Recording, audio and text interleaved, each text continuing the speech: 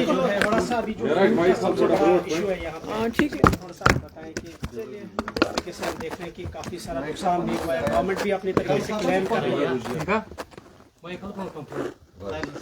देखिए, जो horticulture industry है, मेवा इंडस्ट्री है, ये सब सरकारें जानती है, ये जम्मू कश्मीर की, बिलखुसूस कश्मीर की रीढ़ की हड्डी है और नेशनल हाईवे हमारी इस रीढ़ की हड्डी की शाहरग है। तो ये नेशनल हाईवे आज मरकजी सरकार के पास नहीं गई है, ये हमेशा से सेंट्रल गवर्नमेंट के पास रही है। मगर जितनी भी सरकारें थी उनको ये एहसास था कि फ्रूट इंडस्ट्री ने जम्मू कश्मीर को बहुत मुश्किल हालात में जिंदा रखा है, ये लाखों लोगों को रोजगार देती है, ये लाखों जो करोड़ों रुपए की इसकी आमदनी होती है जिससे यहाँ घर चलते हैं, हमारा स्टेट चलता है। तो उनका ये होता था कि कोशिश होती थी कि ये नेशनल हाईवे जल्द से जल्द इसको ठीक किया जाए। तो आज भी उमर साहब ने गडकरी जी को फोन किया, मगर ये फोन वो आज से 15 दिन पहले भी कर सकते थे। हम ये तो सबको पता है कि नेशनल हाईवे जम्मू कश्मीर के पास नहीं है, ये हमेशा से फारूक साहब का टाइम हो, मुफ्ती साहब का टाइम हो, मेरा टाइम हो, हमेशा ये मरकजी सरकार के पास रहती है। इवन उमर साहब के टाइम में भी। तो ये कहना कि ये मेरे पास नहीं है, तो वो तो आप अपनी जिम्मेवारी से तो आप फारिग नहीं कर सकते अपने आप को, क्योंकि इस वक्त इन लोगों ने पूरा साल भर ही अपना खून पसीना बहाते हैं, उसके बाद बैंकों से लोन लेते हैं, कर्जा लेते हैं, और आज करोड़ों रुपए का, अरबों रुपए का फ्रूट हमारा जाया हो गया है। और अभी भी सड़क पे, मतलब कितनी देर ये सड़क ठीक रहेगी हमें पता नहीं है।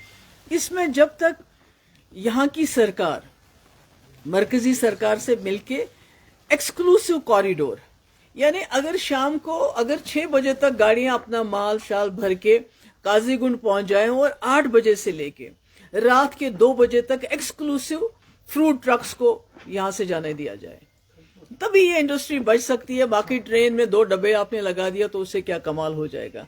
अनलेस एंड अनटिल आप पूरी ट्रेन जिसमें बहुत ज्यादा माल जाता हो और फिर वो भी वहां मंडीज तक पहुंचाना उनके लिए बहुत मुश्किल होता है।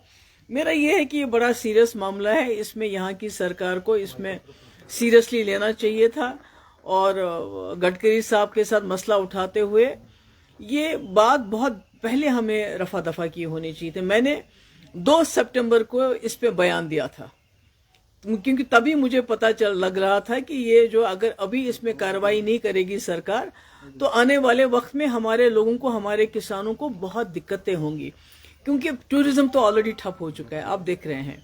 उसके बाद जो कसर बाकी थी वो कुछ लोगों ने, कुछ क्रिमिनल्स ने यहाँ जो मीट का, वो जो रॉटन मीट बेच के, असली लोग जो बेचारे असली मीट बेचते थे, जो होटल वाले काम करते थे, सब लोग तो एक जैसा खराब मीट नहीं बेचते थे, मगर यहाँ का कारोबार ही ठप हो गया। टूरिज्म ठप, होटल वालों का कारोबार ठप, रेस्टोरेंट ठप। अब हमारी एक फ्रूट इंडस्ट्री रह गई है, तो इसको भी खुदा ना खास्ता इस तरह इतना नुकसान हो रहा है। तो मैं समझती हूँ कि ये इसमें यही है कि एक एक्सक्लूसिव कमिटेड कॉरिडोर रात के 8 बजे से सुबह के 2 बजे तक खाली जहां की हमारे ट्रक्स को जाने दिया जाना चाहिए, उसमें किसी और गाड़ी को अलाउ नहीं करना चाहिए। और जो रास्ते में जो पैच खराब है उसको बिल्कुल फ्लैट करना पड़ेगा, क्योंकि पहाड़ आता रहेगा। जब तक आप फ्लैट नहीं करोगे उसमें, तो तब तक मुझे लगता है कि ये मसला हल होने वाला नहीं है। जी, अभी आपने एक ट्वीट भी किया जिसमें सरजान बरकाती, उनकी वाइफ और दीगर बिजनेस की आपने बात की कि वो जेल में है और अनवेल है, शायद उनकी कंडीशन ठीक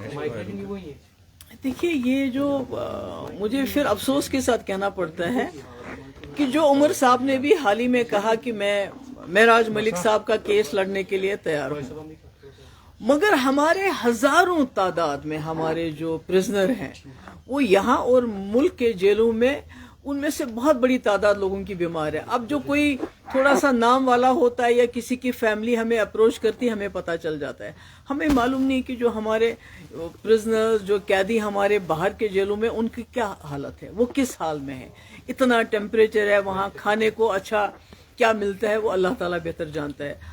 तो इसमें मुझे किसी ने कहा, अप्रोच किया किसी ने कि ये जो शहरोजा है बरकती की बीवी हैं, वो काफ़ी बीमार है और उनको अभी तक शायद रिपोर्टेडली बीमार है, तो उनका इलाज नहीं हो रहा। तो देखिए, उनके घर में बच्चे हैं, اگر آپ نے برکتی کو بند کیا تو بیوی کو کیوں بند کر رہے ہیں؟ کم سے کم انسانیت کے دائرے میں اس کو چھوڑ دیجئے. کئی لوگ ہیں جو بہت زیادہ تکلیف میں ہے. کوئی کینسر پیشنٹ ہے, آپ کے امیر جماعت وہ بیمار ہے, آپ کے شبیر شاہ بیمار ہیں, آپ کا جو یہ ظہور وٹالی ان کو کینسر پیشنٹ ہے. یہ تو ہمیں پتہ ہے ان لوگوں کے بارے میں, مگر جو عام خام قیدی ان کے بارے میں کچھ بھی پتہ نہیں ہے.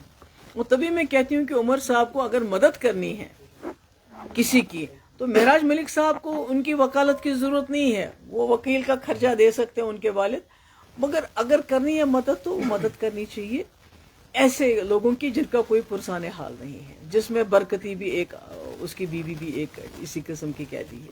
Thank you so much.